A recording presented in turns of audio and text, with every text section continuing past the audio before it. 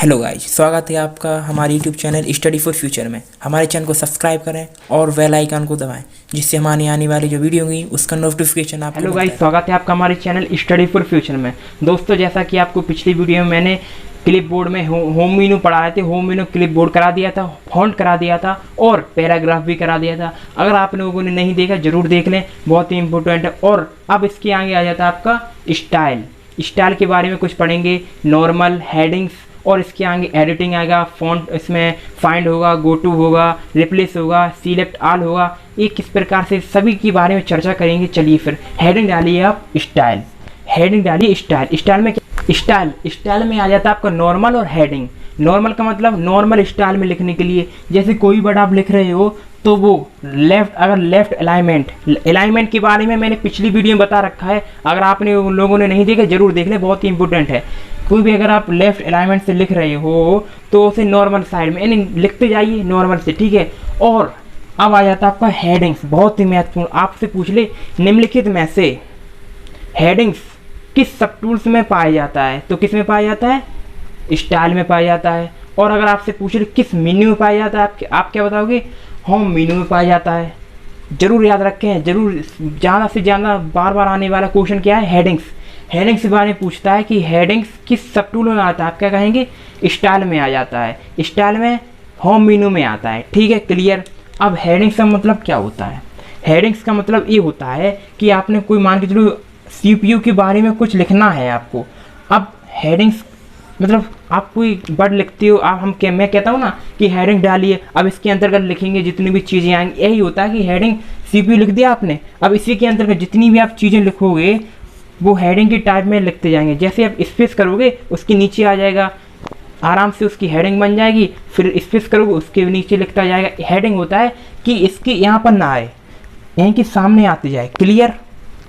आई hope आपको समझ में आ गया हो। नॉर्मल यानी नॉर्मल तरह से लिखने के लिए, हेडिंग्स यानी हेडिंग्स डाल के लिखना हो। ऐसे आपको कोई चीज़ लिखते हो, हेडिंग्स डाल देते हो, फिर उसके अंतर्गत जो भी चीज़ें आती हैं उसके अंतर्गत लिख देते हो। उसके हमेशा राइट हैंड पर लिखते हो, उसके नीचे तो नहीं लिखते ना आप। उसकी जो पहले हेडिंग डाल देते हो, अब सबसे पहले हेडिंग डाल दी है, अब इसकी राइट हैंड पर जो भी चीज़ होंगी उसकी लिख देगा। फिर हेडिंग CPU डाल दिया। अब मान के चलो आपने माउस के बारे में कुछ लिखना है, माउस के बारे में कुछ लिखना है, तो सबसे पहले आप हेडिंग डाल दोगे और हेडिंग की आगे जो भी आपको लिखना हो, इसके बारे में जो भी लिखना पढ़ना हो, आप यहाँ पर हेडिंग के तौर पर लिख सकते हैं।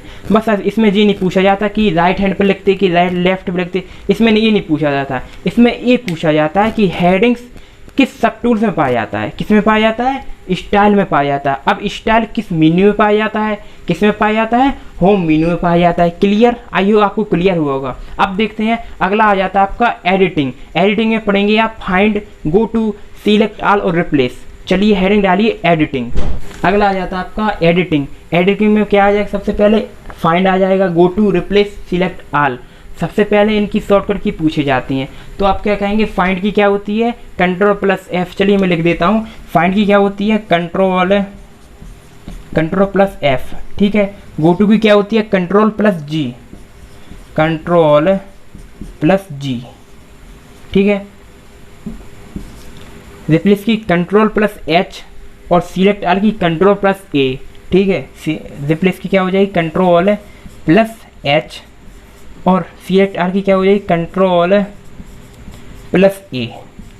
आई होप आपको समझ में आया होगा। अब इसके बारे में चर्चा करते हैं। फाइंड का मतलब जानते हो, किसी चीज़ को ढूंढने के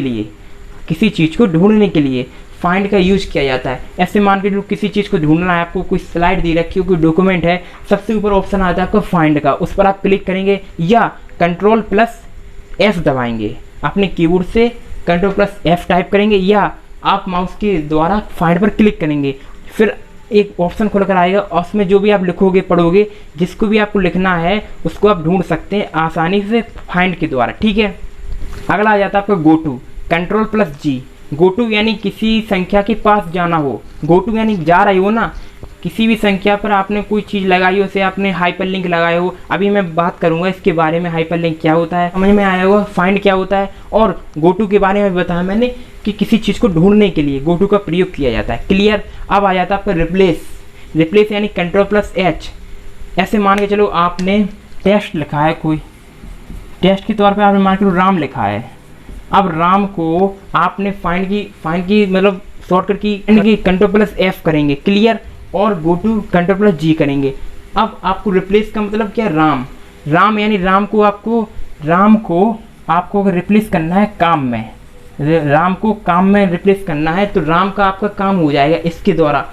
आप Ctrl+H कर देंगे और सेव कर देंगे, तो जितनी भी आपके डॉक्यूमेंट में जहाँ जहाँ भी राम लिखा हो वहाँ क्या हो जाएगा, काम हो जाएगा। अपनी एक फिल्म देखी होगी 3 इडियट्स, आप समझ रहे हो, आप अगर नहीं देखे जरूर देख लें। उसमें यही रिप्लेस कर देता है, आमिर खान एक्टर होता है, उसमें रिप्लेस कर देता है, आपको मालूम हो क्या रिप्लेस कर दिया। ठीक है, आपने नहीं दी जरूर देख लें, आपको समझ आएगा। वैसे मैं समझा दिया है, रिप्लेस का मतलब किसी वर्ड को चेंज करके सेव करने के लिए। अगर आपने एक राम को काम कर दिया तो जहाँ जहाँ भी आपका राम होगा वहाँ काम लिखकर आ जाएगा।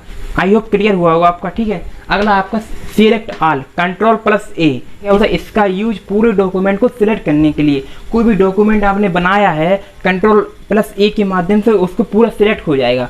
सिलेक्ट ऑल पर आप माउस की क्लिक करिए, सिलेक्ट ऑल हो जाएगा, या शॉर्टकट की कीजिए क्या, Ctrl+A, पूरा सिलेक्ट हो जाएगा। ठीक है, आई होप आपको मैंने जितने होम मेनू पढ़ाया आपको समझ में आएगा। ये थी आपकी होम मेनू, इसके अंतर हमने पढ़ाया आपको, होम मेनू पढ़ लिया था, सबसे पहले फाइल मेनू पढ़ा था, होम मेनू पढ़ा है, फाइल होम। अब आता है आपका इंसर्ट मेनू को कल पढ़ेंगे। इससे आप अच्छी से अच्छी तैयार करें फाइल को, होम को। मैं बार बार कह रहा हूँ, एक नोटबुक बनाइए, अच्छे से तैयार करते जाइए, मेरे साथ बनी रहिए आप। मैं कंप्यूटर में आपको 50 में से 40+ राइट क्वेश्चन करके जाऊंगा। मैंने बताया था आपको फाइल मेनू, सबसे पहले आप लोगों ने पढ़ा था फाइल मेनू पे क्या क्या पढ़ा था, इन्फो से प्रॉपर्टीज और पासवर्ड लगा सकते हैं, न्यू Ctrl+N, न्यू डॉक्यूमेंट बना सकते हैं, ब्लैंक डॉक्यूमेंट बाय डिफॉल्ट होता है। ठीक है, इन्फो न्यू ओपन होता है, Ctrl+O सेव किए हुए जो भी डॉक्यूमेंट उसको खोलने के लिए। ठीक है, इन्फो हो गया था, न्यू हो गया, इन्फो न्यू ओपन।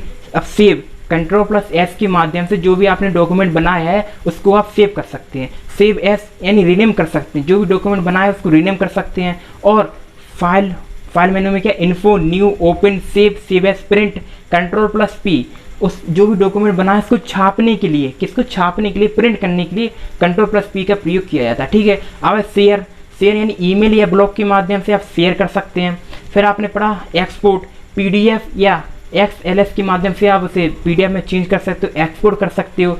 फिर पढ़ा आपने क्लोज यानी Ctrl+W, जो भी आपने जो डॉक्यूमेंट खुला है, MS वर्ड खुला है, उसको आपको कैंसिल करना है, पूरे को क्लोज करना है, तो क्या करेंगे, Ctrl+W या क्लोज के ऑप्शन में माइक के मतलब माउस के हिसाब से क्लिक कर देंगे। ठीक है, अब आपने पढ़ा था होम मेनू, इसके बाद फाइल के बाद क्या पढ़ा था, होम मेनू में क्या पढ़ा था, सबसे पहले याद करिए, सबसे पहले पढ़ा था इसकी शॉर्टकट की Alt+H।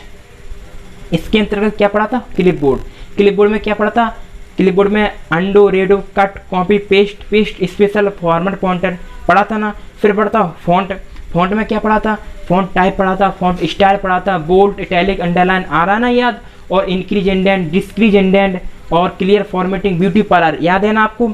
और आपका font colour, font effect, highlight font colour. फिर आपने पढ़ा था इसके बाद alignment, top alignment, right alignment. Paragraph में पढ़ा था आपने, बुलेट पढ़ा था, बुलेट को याद हो आपने, बुलेट पढ़ा था, नंबरिंग पढ़ा था, मल्टी लेवल पढ़ा था, increase indent, decrease indent, line spacing, border. फिर पढ़ा था आपने, क्या पढ़ा था आपने, स्टाइल में क्या पढ़ा था, नॉर्मल, हेडिंग्स, क्या पढ़ा था, नॉर्मल्स और हेडिंग्स। अब इसके बाद क्या था, एडिटिंग में आपने अभी पढ़ा है find, go to, replace and select all.